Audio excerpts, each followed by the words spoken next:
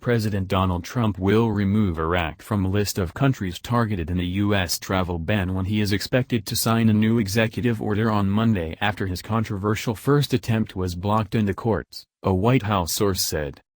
The senior White House official said the new executive order would keep a 90-day ban on travel to the United States by citizens of 6 Muslim-majority nations: Iran, Libya, Syria, Somalia, Sudan, and Yemen. Iraq was taken off the list of countries in the original order, issued on January 27, because the Iraqi government had imposed new vetting procedures, such as heightened visa screening and data sharing, and because of its work with the United States in countering Islamic State militants, the official said. Thousands of Iraqis have fought alongside U.S. troops for years or worked as translators since the U.S.-led invasion in 2003. Many have resettled in the United States following threats for working with U.S. troops. The White House official said the new executive order, which the Republican president was expected to sign on Monday, also ensures that tens of thousands of legal permanent residents in the United States, or green card holders, from the listed countries would not now be affected by the travel ban.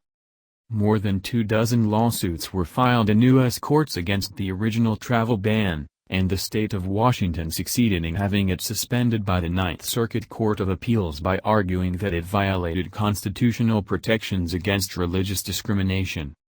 Trump publicly criticized judges who ruled against him and vowed to fight the case in the Supreme Court, but then decided to draw up a new order with changes aimed at making it easier to defend in the courts.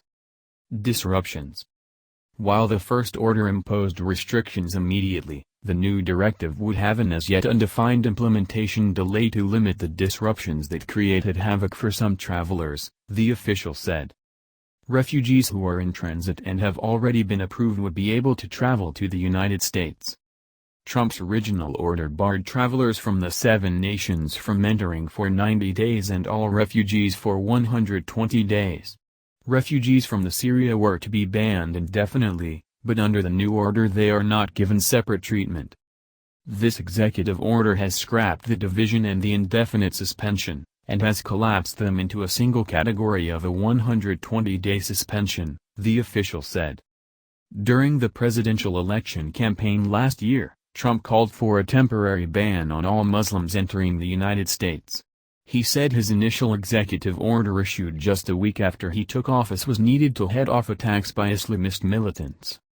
However, the White House official said the new order was based on national security considerations and had nothing to do with religion. It is substantially different from the first order, yet it will do the same thing in this important way: it will protect the country and keep us safe, the official said. The administration would also reset the clock on the 90-day travel ban.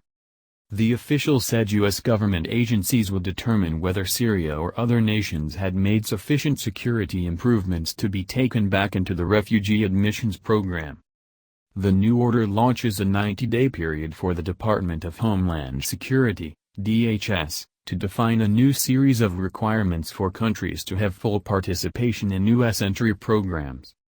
For countries that do not comply, the U.S. State Department, the DHS and intelligence agencies can make recommendations on what, if any, restrictions should be imposed. It's not an all-or-nothing scenario, the official said. The new order spells out detailed categories of people eligible to enter the United States, such as for business or medical travel, or people with family connections or who support the United States. There are a lot of explicit carve-outs for waivers and given on a case-by-case basis, the official said. Many of Trump's supporters approved of the initial ban, but critics said it was unjustified and discriminatory. U.S. technology firms who had employees affected by the executive order also complained, and some members of Trump's cabinet urged him to remove Iraqis and green card holders from the list of those affected. The White House was widely criticized for not working with the State Department, the Department of Justice, the Department of Homeland Security and allies in Congress in drawing up the initial ban.